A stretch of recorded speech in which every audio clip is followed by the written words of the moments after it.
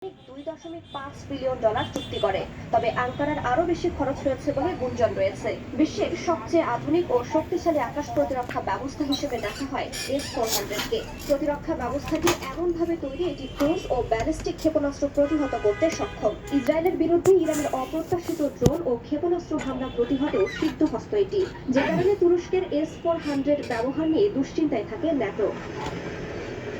তুরস্ক S-400 মোতায়েন করতে যাচ্ছে এমন খবরে আঙ্কারাকে সতর্ক করেছে যুক্তরাষ্ট্র। গত ফেব্রুয়ারিতে মার্কিন নিষেধাজ্ঞা সত্ত্বেও রাশিয়ার S-400 প্রতিরক্ষা ব্যবস্থা থেকে সরবে না বলে সাফ জানায় আঙ্কারা। এদিকে অনেক বিশ্লেষক মনে করছেন তুরস্কের এ ধরনের কর্মকাণ্ড মধ্যপ্রাচ্যের পরিস্থিতি আরও জটিল করে তুলবে। ইসরায়েল ইরান সংঘাতের জেরে নিজেদের নিরাপত্তার যুক্তি দিয়েও এই প্রতিরক্ষা ব্যবস্থার ব্যবহারের চেষ্টা করবে আঙ্কারা। তাছাড়া পিকেকের পেছনে ইরানের সমর্থন রয়েছে বলে মনে করা হয়। এদিক থেকে ইরাক সীমান্তে সশস্ত্র গোষ্ঠীটির বিরুদ্ধে তুরস্কের S-400 মোতায়েন হবে এই অঞ্চলে রাশিয়ার সবচেয়ে ঘনিষ্ঠ